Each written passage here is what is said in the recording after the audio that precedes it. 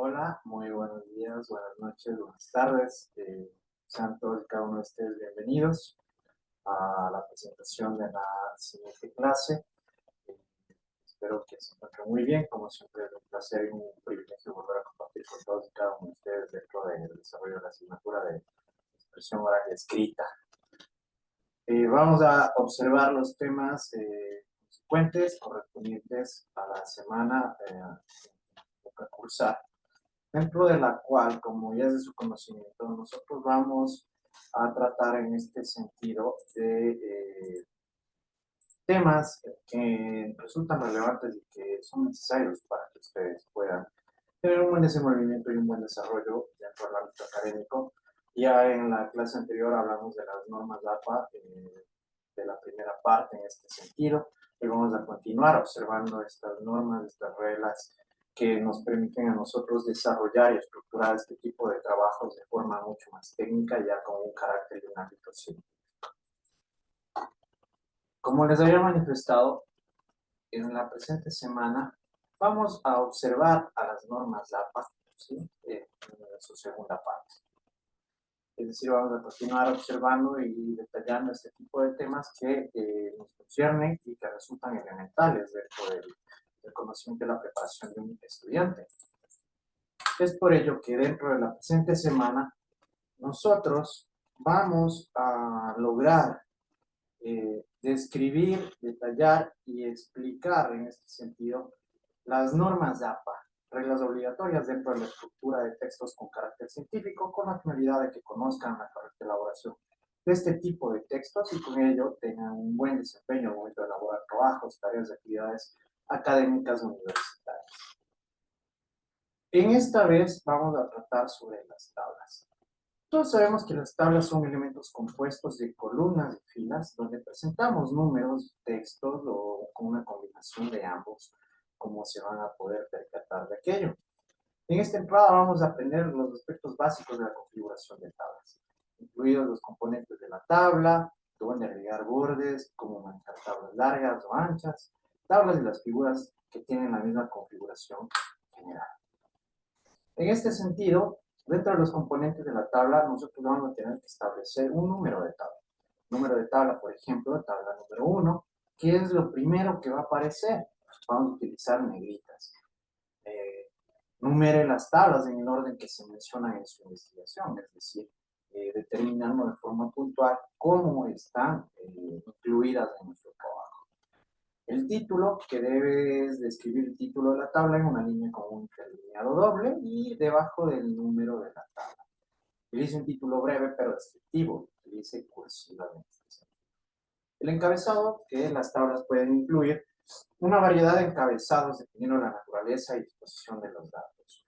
Todas las tablas deben incluir encabezados de columna. Se sugiere centrar el texto de los encabezados de las columnas. Además, un factor elemental es el cuerpo. El cuerpo de la tabla incluye todas las filas y columnas de una tabla, incluida la fila de encabezados. El cuerpo de la tabla puede ser interlineado sencillo de 1.5 o doble.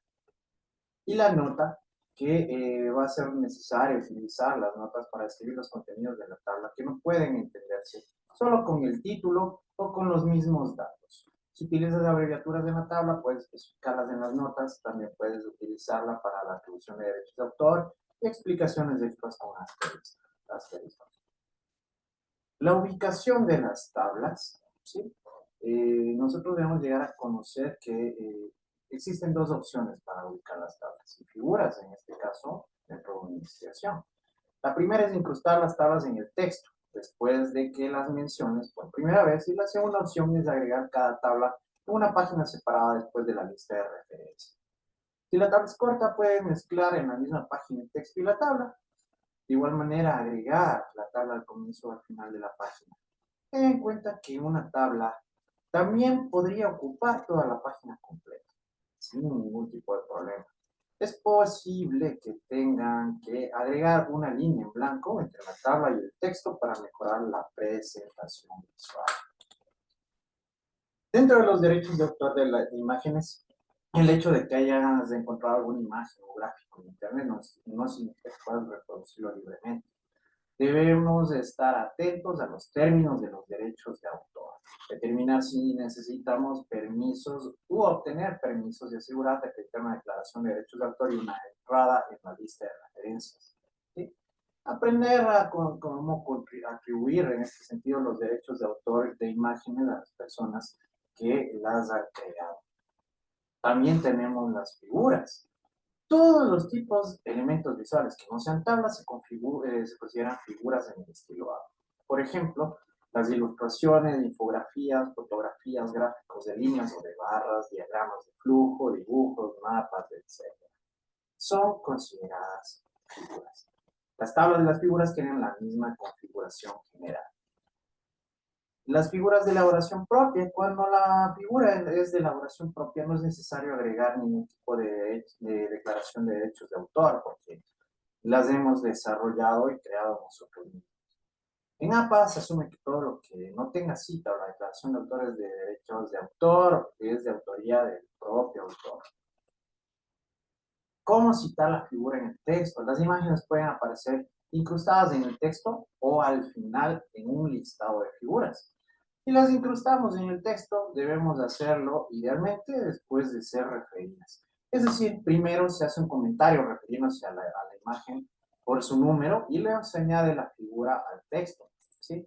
En este caso, nosotros podemos observar de igual manera cómo se puede llegar a establecer en el formato correspondiente este tipo de citas. Dentro de los derechos de autor de imágenes, el hecho de que nosotros ya hayamos desarrollado estas imágenes, obviamente las tenemos muy claras, que deben llegar a presentarse e incluirse para atribuir estos derechos. En relación a los apéndices, a veces, después de la investigación realizada a través de años de nuestro trabajo académico, contamos con mucho material que complementa nuestro artículo científico. Este material podría distraer o ser inapropiado en el cuerpo del manuscrito. Todo el material de este tipo puede ser incluido en un apéndice o en una sección de materiales complementarios. El primero, apéndice, es el elemento de la versión impresa del artículo. El último, la sección de materiales complementarios. Es un archivo complementario en línea mantenido por el autor de la fuente del archivo. Las tablas y figuras en el apéndice. Al igual que el texto principal, un apéndice puede incluir títulos, subtítulos, así como tablas y figuras. Debemos numerar cada tabla y figura del apéndice si es necesario para la referencia posterior. Vamos a utilizar el número de tabla junto con la letra del apéndice en la que está incluida la tabla. Por ejemplo, tabla A1. ¿Sí? Debemos detallar y dejar muy bien plasmado y de forma precisa estos datos. Si tienes un único apéndice en tu texto, por lo tanto, no está etiquetado con una letra. Preceda todas las tablas de figuras con la letra A para distinguir las tablas y las figuras del texto principal. Todas las tablas y figuras del apéndice deben ser citadas dentro del apéndice y numeradas en el orden en el que van apareciendo en el contenido. Cuando hablamos del formato, incluso aquí estamos hablando hasta de ciertos factores básicos como el tamaño del papel. La configuración del tamaño de página en Word debe ser tamaño carta. Tiene las medidas de 21.59 centímetros por 27.94, que equivale a 8, que es un medio por 11 pulgadas.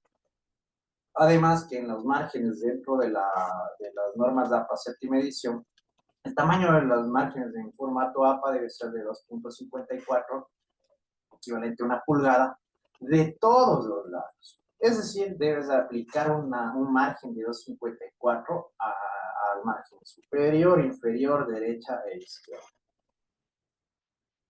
Conclusiones. A modo de cierre se plantean las siguientes conclusiones. Las normas APA son obligatorias en los textos de índole científica.